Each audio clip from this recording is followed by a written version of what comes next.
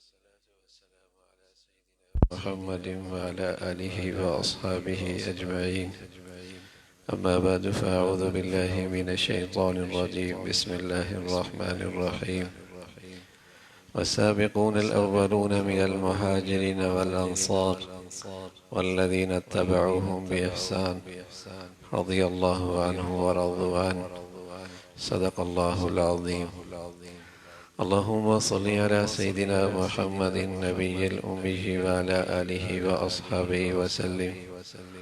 اللهم صل على سيدنا محمد النبي الأمي وعلى آله وأصحابه وسلم. میرے معزز مسلمان بزرگوں، عزیز بھائیوں اور امت مسلمہ کی مقدس ماں اور بہنوں، اللہ رب العزت کا ارشاد ہے کہ والسابقون الاولون من المہاجرین والانصار، سابقین اولین مہاجروں میں سے ہوں، انصار میں سے ہوں، والذین اتبعوہم بإحسان، اور جن لوگوں نے ان حضرات کی پیروی کی ہے اچھے طریقے سے، رضی اللہ عنہ ورضوا عنہ، اللہ ان سب سے راضی ہو جائے گا۔ مہاجرین میں سے ہوں، انصار میں سے ہوں، اور جو ان کے سچے پیروکار ہوں، جو ان کی تقلید کرنے والے ہوں، ان کی زندگی اپنانے والے ہوں، تو اللہ رب العزت نے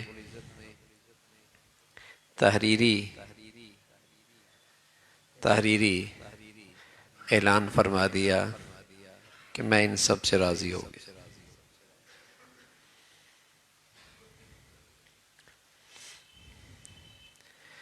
یہ مہاجرین انصار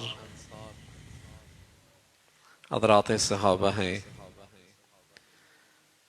اور ایک صحابی ساری دنیا کے اولیاء اکٹھے ہو جائیں تو اس صحابی کی عظمت اور شان سارے اولیاء اللہ سے بڑھ کے،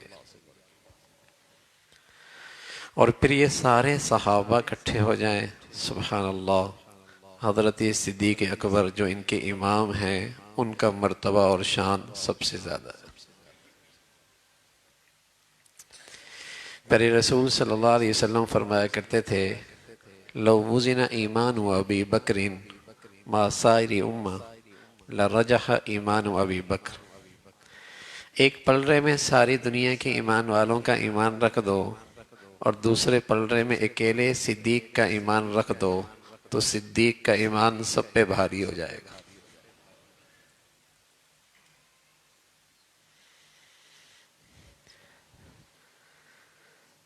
اس امت اسلامیہ کے امام اور پہلے خلیفہ اور اللہ کے نبی صلی اللہ علیہ وسلم کے سب سے بڑے جانثار، بلکہ وفاؤں کے بادشاہ، حضرت صدیق اکبر رضی اللہ تعالیٰ عنہ۔ تو یہ وہ ہستیاں ہیں جن کی محبت، جن کی عظمت، جن کی پیروی میرے اور آپ کے لیے نجات کا ذریعہ ہے۔ اللہ کے نبی فرمانے لگے صلی اللہ علیہ وسلم، یہ امت گروہوں میں تقسیم ہو جائے گی، ٹکڑوں میں تقسیم ہو جائے گی، گروہ بن جائیں گے، ٹکڑے بن جائیں گے، تقسیم در تقسیم ہوگی۔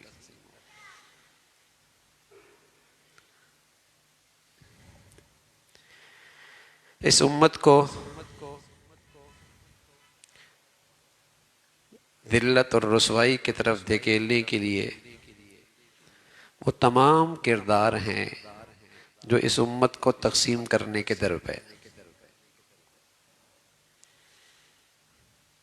رنگ کے نام پر، زبان کے نام پر، علاقے کے نام پر، قومیت کے نام پر، وطنیت کے نام پر،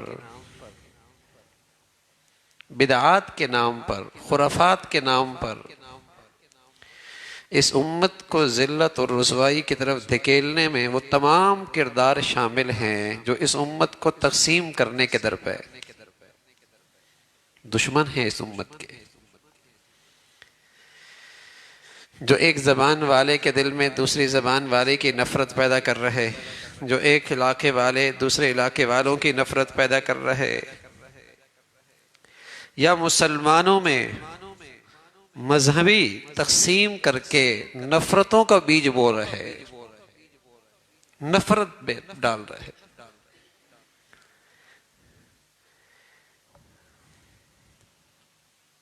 یہ ذلت اور رسوائی کی طرف دھکیلنے کے یہ بنیادی کردار ہیں اس امت کے لیے، کہ اس امت کو تقسیم کر کے رکھنا۔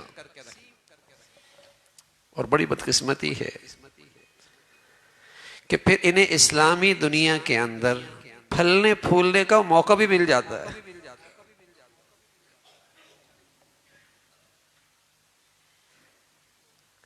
ایسے لیڈر بھی پھلتے پھولتے ہیں، ایسے لوگ بھی لیڈر بن جاتے ہیں جو کھلے عام مسلمانوں کے طبقات میں ایک دوسرے کے لیے نفرتوں کا زہر اگل رہے ہیں، کھلے عام۔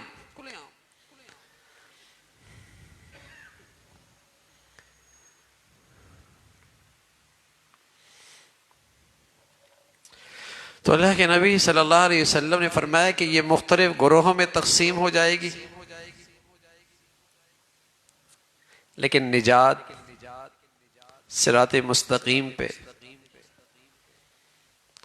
حق والوں کا طبقہ صراط مستقیم پہ چلنے والی جماعت، فرمایا ما انا علیہ واصحابی، ما انا علیہ واصحابی، جو میری زندگی دیکھتے ہیں اور میرے صحابہ کی زندگی دیکھتے ہیں، جو ان سے محبت کرتے ہیں، ان کی پیروی کرتے ہیں۔ تو والذین اتبعوہم بإحسان، جو اس جماعت کے پیروکار ہیں، اللہ کہتا ہے میں ان سے راضی ہو گیا۔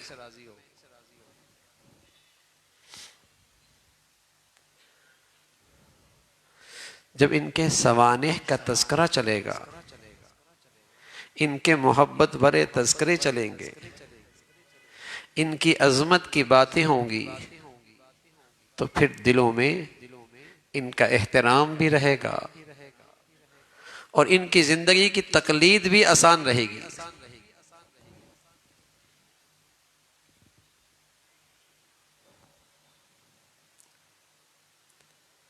مسلمانوں کے گھروں میں پہلے صحابہ کے تذکرے اتنے کثرت سے ہوا کرتے تھے کہ بچپن ہی بچوں میں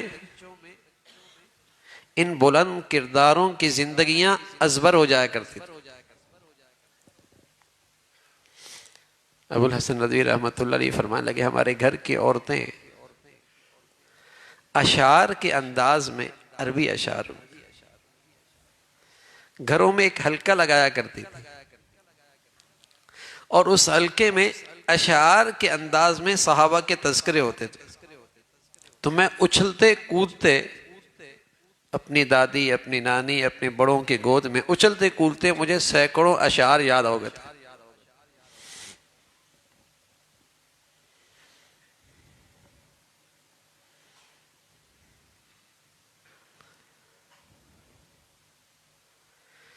یہ وہ ہستیاں ہیں جو ہمیں پوری زندگی کا سبق دیتی ہیں کہ ایک مسلمان زندگی کیسے گزارتا۔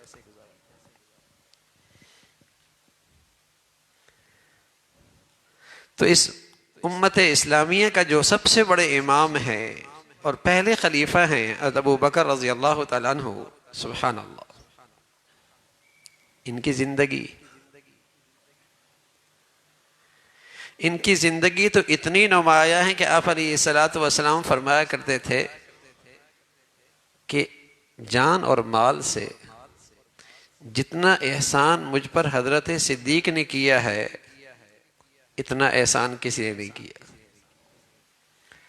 اور میں سب کا بدلہ چکا ہوں لیکن صدیق کا بدلہ نہیں دے پایا. اور ادھر حضرت صدیق تھے، خلوص کیسا تھا، بہتی آنکھوں کے ساتھ فرمانے لگے، یہ سن کر فرمانے لگے اللہ کے رسول سب کچھ آپ ہی کا تو ہے.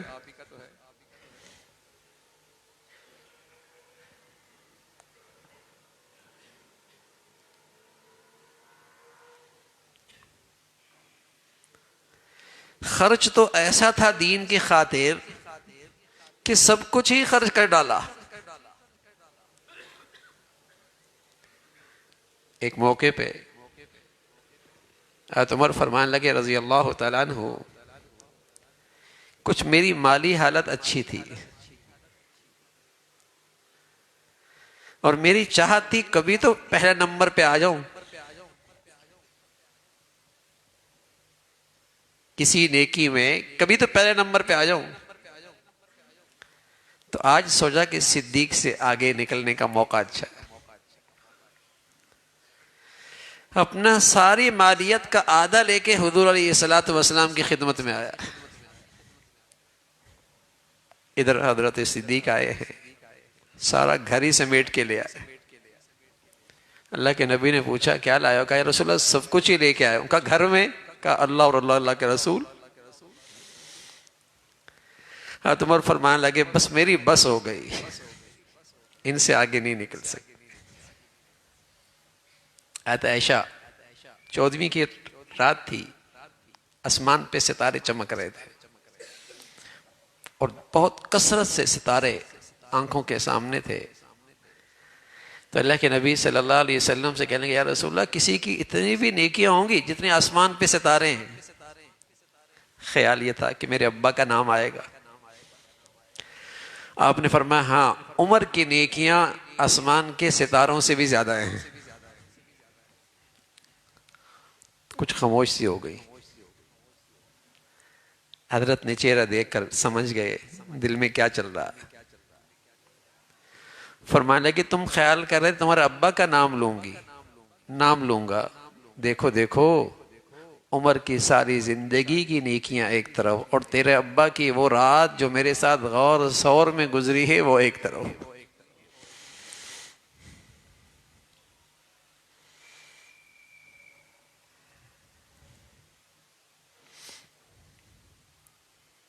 ثانی اثنین اذ ہما فی الغار اذ یقول لصاحبہ لا تحزن ان اللہ معنا. تلاش کرنے والوں نے نہ صحرا چھوڑا، نہ جنگل چھوڑا، نہ کوئی گھاٹی چھوڑی، نہ کوئی پہاڑ چھوڑا، نہ کوئی میدان چھوڑا. تلاش کرتے کرتے غار ثور پر بھی پہنچ گئے. نظریں نیچے کریں تو نظر پڑ جائے تو پاؤں نظر آنے لگے تو تھوڑے سے بے چین ہوئے.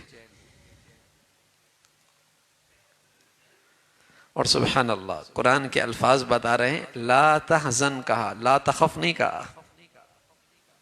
خوف ہوتا ہے اپنی ذات کا اور حزن ہوتا ہے دوسرے کا. تو حضرت صدیق کو اپنا غم نہیں تھا لیکن اپنے محبوب کا غم بے چین کر رہا تھا کہیں تکلیف نہ پہنچے. تو اللہ کے نبی صلی اللہ علیہ وسلم فرمانے لگے صدیق غم نہ کرو، صرف تم اور میں یہاں پر نہیں ہوں، تیسرا اللہ بھی ہمارے ساتھ ہے. یقین تازہ ہو گیا، کوئی کچھ نہیں کر سکتا.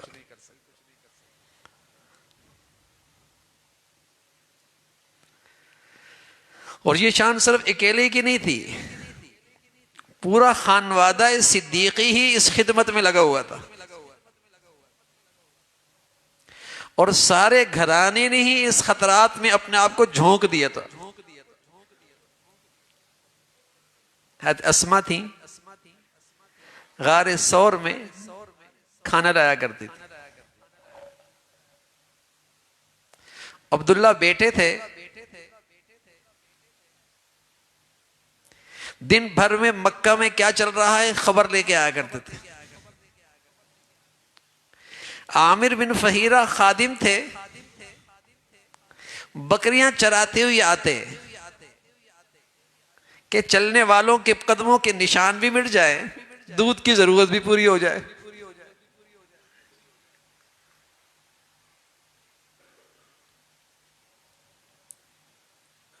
جب ابو جہل کو اپنی ناکامی نظر آئی تو بڑا غضبناک ہوا اور سیدھا حضرت صدیق کے گھر پہ گیا رضی اللہ تعالیٰ عنہ۔ اتنا وہ بھی جانتا تھا۔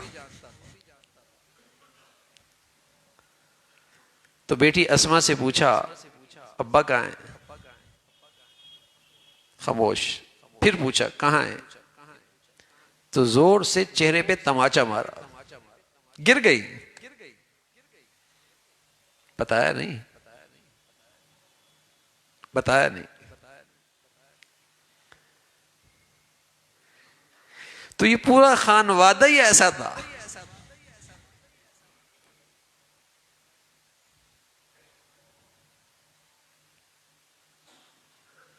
ابو قحافہ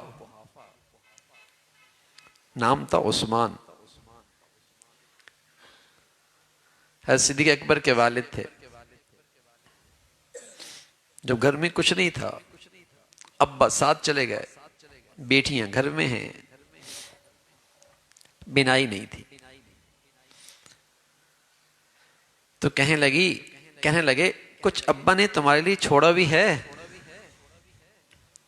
دادا کو تسلی دینے کے لیے گھڑے میں کنکریاں ڈالی، ہلایا، آواز آئی، کہا دادا جان نہ گھبرائیے، بہت کچھ چھوڑ کے گئے۔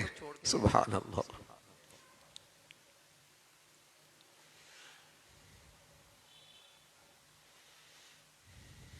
کیا مبارک زندگیاں تھیں، بچیوں کی، گھرانے کی، اپنی۔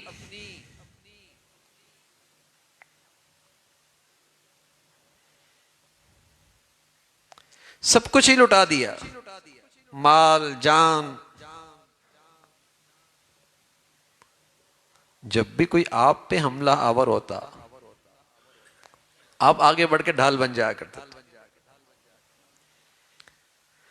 مارنے والوں نے اتنا مارا کہ ناک اور چہرہ برابر ہو گیا۔ حالت ایسی ہو گئی کہ قبیلے والے مشرک ہیں، لیکن اپنے قبیلے کا فرد دیکھ کر اس حال میں برداشت نہ ہوا، اٹھا کے لے آئے گھر پہ۔ آپ کی ماں سے کہا اسے سنبھال لو۔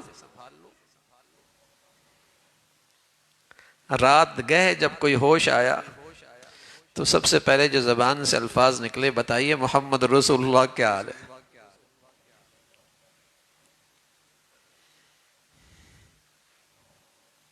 والدہ تھی ام خیر، ان سے کہا مجھے تو کچھ نہیں پتا۔ کہا عمر کی بہن، ان سے پوچھ لو۔ خبر ملی دار ارقم میں، وہاں تشریف لے گئے۔ جب تک چہرے کا دیدار نہ کیا، کچھ کھایا پیا بھی نہیں۔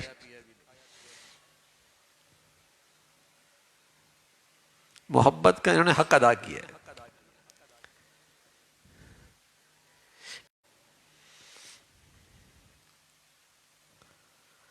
تو ایسی وفائیں، سب کچھ لگا دیا۔ ہمیشہ سینہ سامنے آ جاتے، آپ کی حفاظت کرتے، سارے زخم اپنے اوپر برداشت کرتے۔ غار ثور میں لیٹے ہوئے تھے، بیٹھے ہوئے تھے، رسول کریم صلی اللہ علیہ وسلم کا سر مبارک آپ کے پہلوؤں پہ تھا، آرام فرما رہے تھے۔ ساری سوراخیں بند کر دی تھی، ایک سوراخ باقی رہ گیا، وہاں سانپ آیا زہریلا، دیکھا، پاؤں رکھ دیا، اندر نہ آئے، حرکت بھی نہیں کی، راحت میں، آرام میں خلل نہ ہو۔ تکلیف شدید، زہر بے اختیار، آنکھوں سے آنسو ٹک پڑا، اور رسول اللہ صلی اللہ علیہ وسلم کے چہرے پہ آ گئے. فوراً آپ دیکھا خیریت ہے؟ فرمایا یا رسول اللہ سانپ نے ڈس لیا ہے. آپ نے اپنا لعاب لگایا، لگانے کی دیر تھی، زہر کا اثر ختم ہو گیا.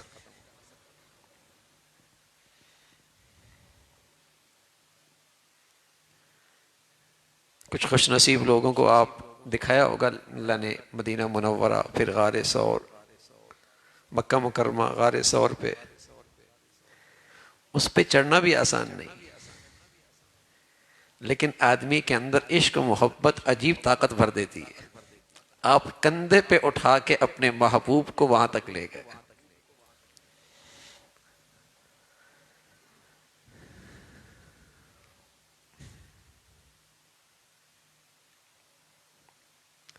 ایسی محبت کی، ایسی وفا دکھائی، ایسی وفاداری کی.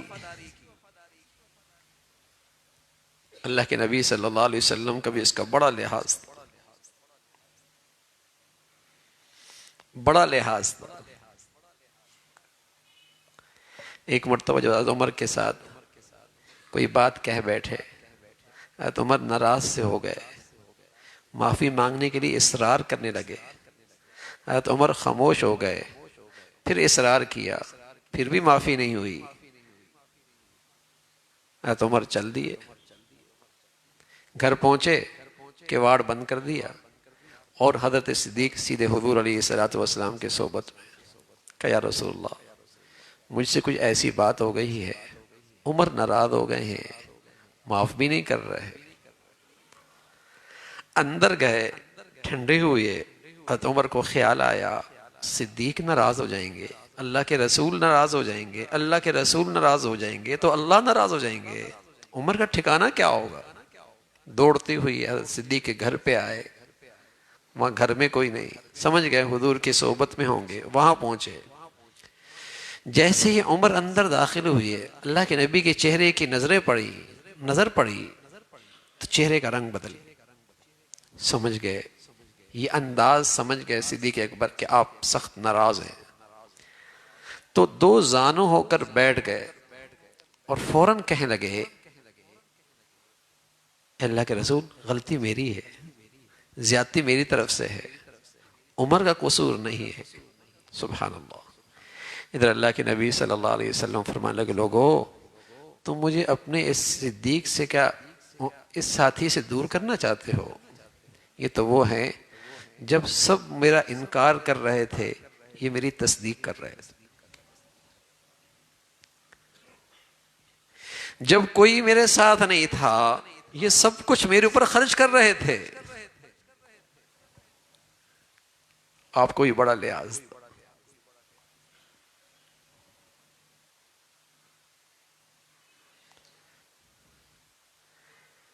یہ امام ہیں امت مسلمہ کے، اور زندگی سبحان اللہ نماز پڑھتے تھے، ایسی نماز پڑھتے تھے قیام ایسا لگتا تھا کسی نے لکڑی گاڑ دی، طویل قیام. عبادت اللہ کی عظمت کا لحاظ بھی ایسا تھا کہ اس دربار میں حاضری نہ جانے کیسے ہوگی. پرندوں کو دیکھتے چہچہاتے ہوئے کہہ دیتے کبھی بڑے مزے میں ہیں کہ ان کا کوئی حساب نہیں ہونا، ان کا کوئی حساب نہیں ہونا. پتہ نہیں صدیق کا کیا ہونے والا ہے.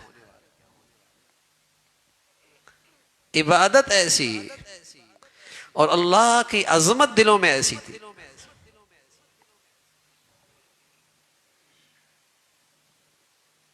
عظمت ایسی. ایک مرتبہ ربیعہ بن جعفر رضی اللہ تعالیٰ عنہ کسی درخت کے معاملے میں کوئی بات ہوئی تو بات بڑھ گئی تو فوراً کہا، احساس ہوا کہ شاید میں نے کوئی بات سخت کہہ دی. تو ربیعہ بن جعفر سے کہنے لگے آپ بھی مجھے ایسی سخت بات کہہ دینا. انہوں نے کہا میں تو نہیں کہوں گا. پھر اصرار کیا، کہہ دو. بار بار اصرار کیا، انہیں لے کر حضور علیہ الصلوۃ والسلام کی خدمت میں چلے گئے کہ یا رسول اللہ یہ بیتی ہے، یہ بات ہوئی ہے، انہیں کہہ دینا۔ تو حضور علیہ الصلوۃ والسلام فرمایا ربیہ تم تو سخت بات نہ کہو، یوں کہو غفر اللہ لک یا ابا بکر، ابو بکر اللہ تجھے معاف فرما دے، اللہ تجھے معاف فرما دے۔ سبحان اللہ، کیسا اللہ کی عظمت کا خیال ہے کہ ذرا سے کوئی بات میں بے احتیاطی ہو گئی، فکر لگ گئی، کل بارگاہ خدا بندی میں کہیں بات پرس نہ ہو جائے۔ آپ کی بیٹی ہیں اور بیٹی بھی ایسی کہ سبحان اللہ، حضرت عائشہ رضی اللہ عنہا، حضرت عائشہ کی عظمت دیکھنی ہے تو رسول اللہ جیسا شوہر دیکھ لو۔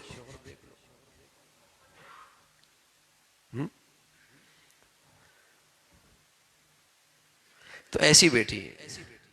تو جب مدینہ کے منافقین نے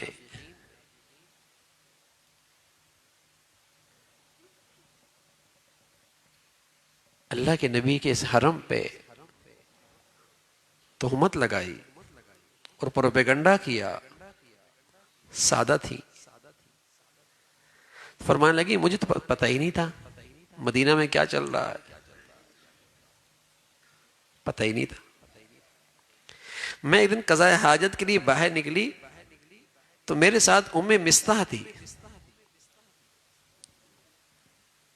تو راستے میں میرے ان کی چادر میں پاؤں اٹکا، گرنے لگی، تو انہوں نے اپنے بیٹے کو بد دعا دی۔ میں نے کہا مستح کو بد دعا دیتی ہو، بدری ہے، کیا تمہیں پتہ نہیں؟ تو پھر انہوں نے ساری بات بتائی کہ مدینہ میں یہ چل رہا، تو فرمانے لگی میری تکلیف تو تھی، بیماری بھی تھی، لیکن میں سب کچھ بھول گئی۔ گھر آئی تو اب مجھے اندازہ ہوا کہ حضور علیہ الصلوۃ والسلام کا جو گھر میں آنے کا انداز پہلے تھا اس میں کچھ تبدیلی تھی، پہلے کیسے نہیں ہے۔ کئی دن گزر گئے، وہی بھی نہیں آ رہی۔ بہت بڑا امتحان اور آزمائش اللہ اکبر اللہ کے پیاروں پر بھی آتا ہے،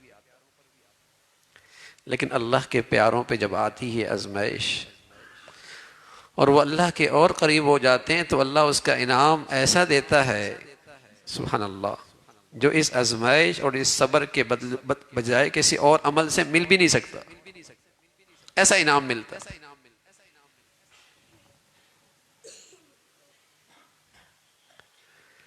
تو کئی دن گزر گئے تو میں نے اجازت چاہی، میں ابا اماں کے یہاں چلی جاؤں، آپ نے اجازت دے دی۔ جیسے یہاں رونے سے دن رات گزر رہے تھے، وہاں بھی جا کر دیکھا تو وہ گھر بھی ابا بھی رو رہے، اماں بھی رو رہے، لیکن سبحان اللہ حضرت عائشہ فرماتی ہیں میں روتی ہوئی اپنے گھر سے اپنے اماں ابا کی آئی، لیکن مجال ہے میرے ابا اماں کے زبان سے کوئی ایک بات بھی اس گھرانے کے بارے میں، اللہ کے نبی کے بارے میں کچھ بات گزری آئی ہو۔ یہی مجھ سے کہا کہ کچھ ہے تو بتا دو، تو میرے تو صبر کا زماں پیمانہ ہی لبریز ہو گیا۔ میں تو مسلح سنبھالا اور کسی سے کیا بات کروں، اسی ذات کی طرف التجا ہے کہ میرا فیصلہ فرما دے۔ کئی دن گزر گئے، ایک دن اللہ کے نبی صلی اللہ علیہ وسلم تشریف لائے،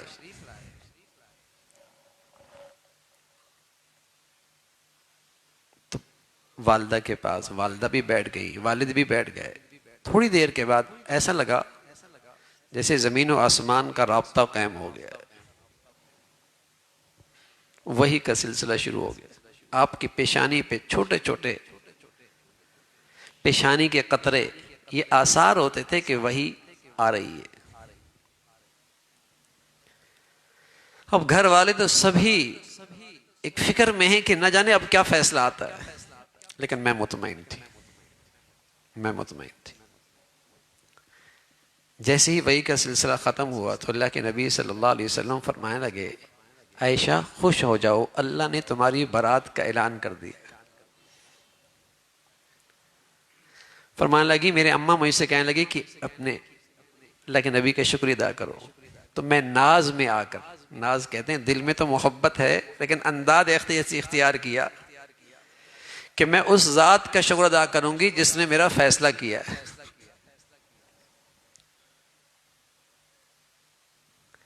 کتنا تکلیف دہ واقعہ ہے اور کتنی بڑی آزمائش ہے. تو اس میں یہ مخلص صحابی جو آپ کا رشتہ دار بھی تھا، جس کی کفالت بھی آپ کے ذمے تھی، جس کا خرچہ بھی آپ کے گھرانے سے جایا کرتا تھا، وہ بھی اس پروپیگنڈے سے متاثر ہو کر کچھ زبان سے کہہ بیٹھے. تو آپ نے کہہ دیا کہ آئندہ میں اس کی کفالت نہیں کروں.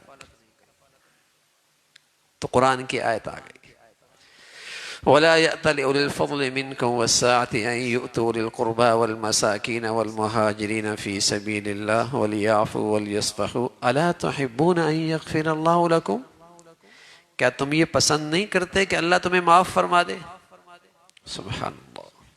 یہ بات حضرت صدیق نے سنی، فرمایا اللہ میں تو چاہتا ہوں کہ آپ مجھے معاف فرما دیں. اور میں نے بھی مصطح کو معاف فرما دیا، اور جو ایک خرچہ اس کی کفالت کا پہلا جاری تھا ہمیشہ جاری رہے گا.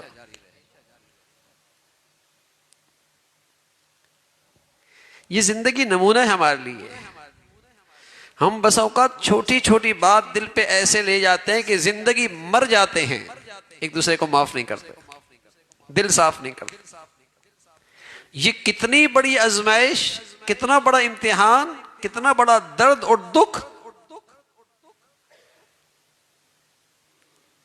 لیکن جب اللہ کی یہ بات آ گئی، الا تحبون ان یغفر اللہ لکم، کیا تم نہیں چاہتے کہ اللہ تمہیں معاف فرما دے؟ تو کیا خیال ہے میرے عزیزو، میں اور آپ معافی کے محتاج نہیں ہیں. ان کے تو اعمال پہاڑوں سے بڑھ کر، ان کے اعمال تو پہاڑوں سے بڑھ کر، اور ہمارے تو عمل ہی کیا ہیں. ہم معافی کے کتنے محتاج ہیں. لیکن بس اوقات بہت چھوٹی بات زندگی بھر دل میں لے کر مر جاتے ہیں، معاف نہیں کرتے، درگزر نہیں کرتے، دل صاف نہیں رکھتے، کوٹ رکھ کے مر جاتے ہیں. بات بھی بڑی نہیں ہوتی لیکن انا بڑی ہوتی. معاملہ بھی کوئی بڑا نہیں ہوتا لیکن انا بہت بڑی ہوتی ہے. میں معافی مانگوں، میں معاف کر دوں.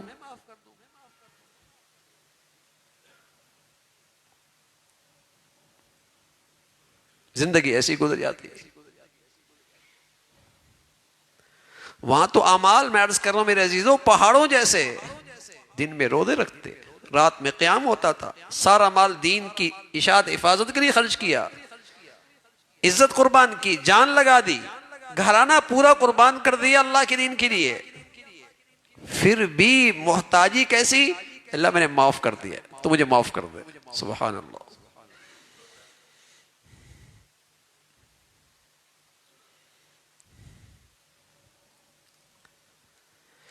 یہ زندگی ہے میرے عزیزو، یہ زندگی ہے.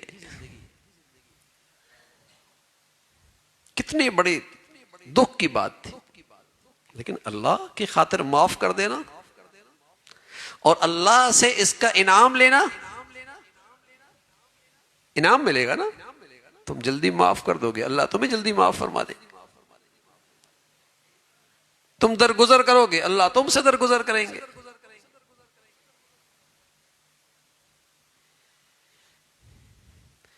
پہلے ہی کیسا احسان، پھر شروع کر دیا. صرف معاف بھی نہیں، احسان بھی شروع کر دیا. پہلی جیسی بھلائی پھر شروع کر دی.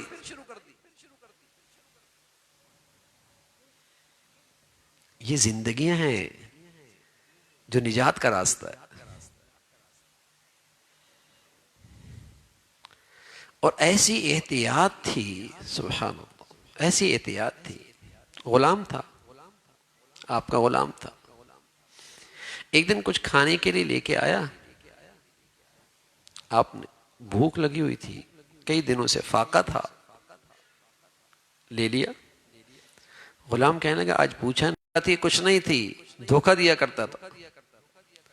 آج ادھر سے گزرا، ان کے یہاں کوئی دعوت تھی، انہوں نے معاوضے پر مجھے کھانا دے دیا. آپ فرمانے لگے تو نے تو مجھے مار ہی دیا تھا. انگلی ڈالی، اسے نکالنے لگے، لیکن کیسے نکلے؟ خالی پیٹ میں ایک لقمہ کیسے نکلتا ہے؟ نکالے نہیں، چین نہیں آیا، اور فرمایا اس نکالنے کی خاطر جان بھی چلی جاتی تو پھر بھی اس کو نکالتا. اور فرمانے لگے کیوں نہ نکالتا؟ رسول اللہ صلی اللہ علیہ وسلم سے سنا ہے جس گوشت کی پرورش لقمہ حرام سے ہو اس کا ٹھکانہ تو پھر جہنم ہے.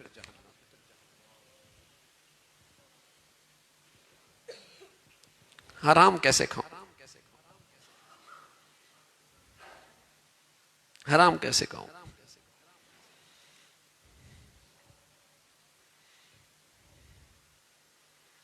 بس اوقات زندگی گزر رہی ہوتی ہے اور یہ احساس، نماز بھی چل رہی ہوتی ہے، روزہ بھی چل رہا ہوتا ہے، حج بھی چل رہا ہوتا ہے، لیکن یہ احساس نہیں ہوتا کہ بہنوں کی وراثت صحیح تقسیم نہیں ہوئی، بھائیوں کو اس کا حق نہیں دیا.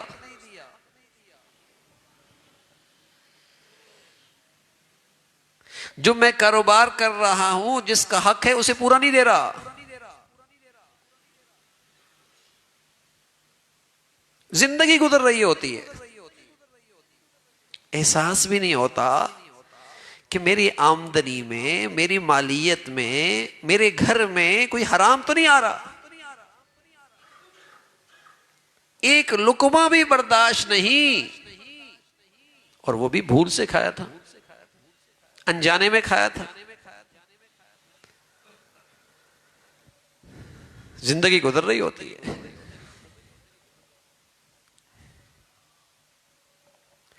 تو یہ مقدس زندگیاں ہیں، ان کے سوانے پڑھیں، ان کی زندگیوں کے تذکرے سنیں، پڑھیں.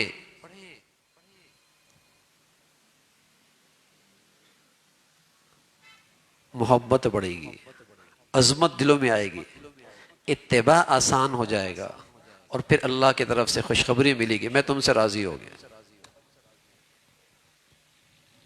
یہ ان کی زندگیاں ہیں. اور سبحان اللہ، ایک عجیب جملہ ہے آپ کا. فرمایا کرتے تھے اَيَنْقُصُ الدِّينُ وَأَنَا حَيٌّ، دین مٹ رہا ہو اور صدیق زندہ ہو تو صدیق کی زندگی میں یہ نہیں ہو سکتا، صدیق کی جیتی جی یہ نہیں ہو سکتا. دین مٹے اور صدیق زندہ ہو. جان کی بازی تو دے دوں گا، قربانی تو دے دوں گا، لیکن دین زندگی میں نہیں مٹنے دوں گا. سبحان اللہ. اب بن نوری رحمۃ اللہ علیہ نے امام بہقی رحمۃ اللہ کی ایک روایت نقل فرمائی اور فرمانے لگے کہ حضرت صدیق کا یہ جو جذبہ ہے نا کہ دین مٹے اور میں زندہ رہوں، دینی غیرت، دینی اہمیت، دین کا یہ درد اور فکر جس شخص میں ہوگا اللہ رب العزت اسے اعمال کا بدلہ صدیقیت والی شان کا عطا فرمائیں گے.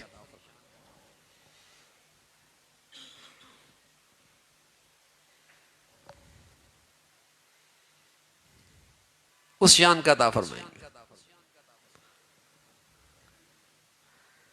دین مٹنے کا غم ہو، دکھ ہو، درد ہو، اَيَنْقُصُ الدِّينُ وَأَنَا حَيٌّ، ایسا نہیں ہو سکتا. آپ علیہ الصلوۃ والسلام کے وصال کے موقع پہ مدینہ منورہ کے حالات بڑے مشکل تھے. کچھ لوگ، کچھ قبائل نے ارتداد کا اعلان کر دیا، کچھ نے نبوت کا اعلان کر دیا، کچھ نے زکوٰۃ کا انکار کر دیا. آپ سب کے لیے کھڑے ہو گئے سینہ سپر ہو کے. اس لیے فرمایا کہ اللہ کے نبی کے بعد دین کو 2 مرتبہ زندگی ملی. ایک مرتبہ زندگی حضرت صدیق کی واسطے سے ملی اور ایک مرتبہ زندگی امام احمد بن حنبل کے واسطے سے ملی. 2 موقع پہ بڑے خطرات آئے دین اسلام، لیکن آپ کا یہ جذبہ اَيَنْقُصُ الدِّينُ وَأَنَا حَيٌّ، دین نہیں مٹنے دوں گا، دین کی کمی برداشت نہیں.